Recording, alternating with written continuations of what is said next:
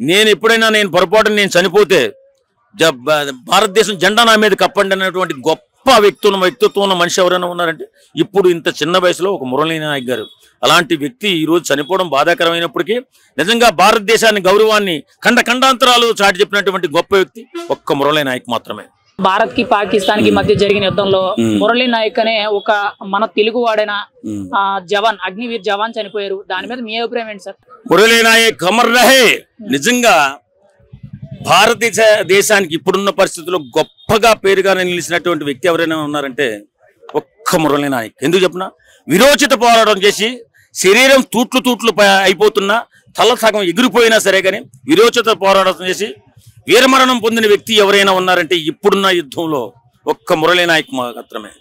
కాబట్టి ఈవేళ నిజంగా మురళీ నాయక్ వేణోళ్ళ పోరుతున్నాడు. ప్రపంచ దేశాల దృష్టి కూడా వెళ్ళిపోయింది. మురళీ నాయక్ అనే చిన్న కుర్రోడు, 23 సంవత్సరాల చిన్న కుర్రవాడు, ఉగ్రవాదులతో 23 సంవత్సరాల కుర్రోడు ఉగ్రవాదులతో విరోచిత పోరాటం చేసి వీరమరణం పొందాడు.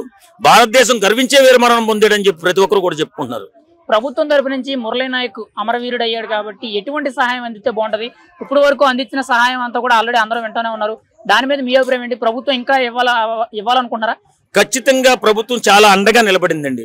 వాస్తవంగా చెప్పాలంటే 5 ఎకరాల భూమి, 3 సెంట్లు 300 గజాల ఇంటి స్థలం, అలాగే 50 లక్షల రూపాయలు గవర్నమెంట్ తరఫున, అలాగే మరి ప్రత్యేకంగా 25 లక్షల రూపాయలు పవన్ కళ్యాణ్ గారు ఇవ్వడం. ఎందుకంటే ఫస్ట్ పవన్ కళ్యాణ్ మన మురళీ నాయక్ గారు జన సైనికుడుగా ఉండి అక్కడికి వెళ్ళాడు. ఏది జవాన్ గా మారాడు.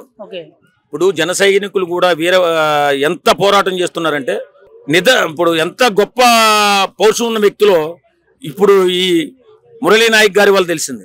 ఎందుకంటే మురళీ నాయక్ పోరాటం మామూలు పోరాటం కాదు, అంత గొప్ప పోరాటం చేసిన వ్యక్తి. కాబట్టి వేళ వాళ్ళ ఊరికి మురళీ నాయక్ పేరు పెట్టాలని, అలాగే కాంస్య విగ్రహం పెట్టాలని ఇన్ని రకాలుగా ప్రతి ఒక్కరు కూడా మురళీ నాయక్ ని పొగుడుతున్నాడంటే ఇవాళ ప్రపంచ దేశాల స్థాయికి ఎదిగిపోయాడు. ఒక్క సైనికుడు, 23 సంవత్సరాల సైనికుడు, మన భారతదేశం గర్వించదగ్గ సైనికుడు అయిపోయాడు. ఈవేళ మనం చేస్తున్న పోరాటం మన ఒక్కరి శాంతి కోసం కాదు, ప్రపంచ దేశాల శాంతి కోసం చేస్తున్నాం. ఏ ఒక్క దేశమైనా ఈ ఉగ్రవాదులను మట్టుబెట్టాలని ఏదైనా ప్రయత్నం చేసిందా? ఎప్పుడైనా ప్రయత్నం చేసిందా? ఎన్నో వందల మందిని కోల్పోయినటువంటి మన అమెరికా దేశం లాంటి దేశం కూడా, పెద్దన్నని చెప్పుకునే దేశం కూడా ఉగ్రవాదుల మీద పోరాటం చేయలేకపోయింది. ఎందుకు? రేపొద్దున ఉగ్రవాదం వల్ల పెనుముప్పుదో వస్తుంది అని ధైర్యం చేయలేకపోతున్న ఏ దేశం కూడా. అలాంటి సమయంలో భారతదేశం ముందడుగేసింది, విరోచితంగా పోరాడుతుంది. వీర సైనికులు ప్రతి ఒక్కరు కూడా రణస్థలంలో విరోచితంగా పోరాడుతూ అసూలు బాస్తున్నారు. ఇలాంటి సమయంలో, ఇలాంటి గొప్ప జరుగుతున్నటువంటి సమయంలో యుద్ధం ఆపడం కూడా చాలా మందికి ఇష్టం లేదు. ఎందుకంటే పూర్తిగా తుదముట్టించేయాల, ఒక్కరు కూడా ఉండకూడదు, ఒక్క శత్రువు కూడా, ఒక్క మిలిటెంట్ కూడా ఉండకూడదని చెప్పేసి దేశం పట్టుబట్టి చూస్తుంది. మళ్ళీ యుద్ధం వచ్చే అవకాశం ఉందంటారా? ఇప్పుడు చర్చలు సంప్రదింపులు జరుగుతున్నాయి, ఒకవేళ డిమాండ్లు ఓకే అవ్వకపోతే యుద్ధం వచ్చే అవకాశం ఉందంటారా? ఇప్పుడు మనం ఆ రోగ్ దేశాన్ని, పాకిస్తాన్ దేశాన్ని మనం నమ్మకూడదు. ఎందుకంటే అక్కడ ఉన్నటువంటి మనుషులు కూడా రోగ్ నా కొడుకులు, వాళ్ళు ఒక మాట మీద నిలబడతారనే ఆలోచనే చేయొద్దు. ఇప్పుడు యుద్ధం ఆపాం ప్రస్తుతానికి, కానీ వాళ్ళ మనస్తత్వం అలా ఉండదు. వాళ్ళు చాటుగా దెబ్బ కొట్టాలని ప్రయత్నం చేస్తారు. పెద్ద ఏదన్నా దెబ్బ కొడితే మనం ఎలా ఉండాలి? అందు కాబట్టి ప్రతి ఒక్కరు కూడా ఎలక్ట్ గా ఉండాలి. ప్రతి ఒక్కరు కూడా ఎలక్ట్ గా ఉండి వాళ్ళ మాటలు నమ్మకూడదు. మనం రోగ్ నా కొడుకులు, వాళ్ళు చాలా డేంజర్ నా కొడుకులు, వాళ్ళ మాటలు నమ్మొద్దు. మనం ఇంత గొప్ప కార్యక్రమం చేసాం, ప్రపంచ దేశాల శాంతి కోసం పోరాడుతాం, మన ఒక్కరి శాంతి కోసం కాదు కదా. కాబట్టి ప్రతి ఒక్కరు కూడా దేశానికి అండగా నిలబడాలి. ఈ పోరాటంలో మనం గెలవాలి. ముఖ్యంగా అమరవీరుడు జవాన్ మురళీ నాయక్ మృతి చెందారు కాబట్టి ఆయన గురించి మీరు ఏం చెప్తారు ఒక్క మాటలో?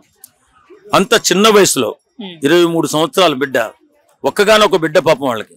అలాంటి బిడ్డ వాళ్ళందరూ వద్దని చెప్పారంట. రైల్వేలో కూడా వస్తే కాదు, నేను దేశం కోసం పోరాటం చేయాలి అంటే, ఒరే ఒకవేళ ప్రమాదం జరిగితే ఏంట్రా సంగతి?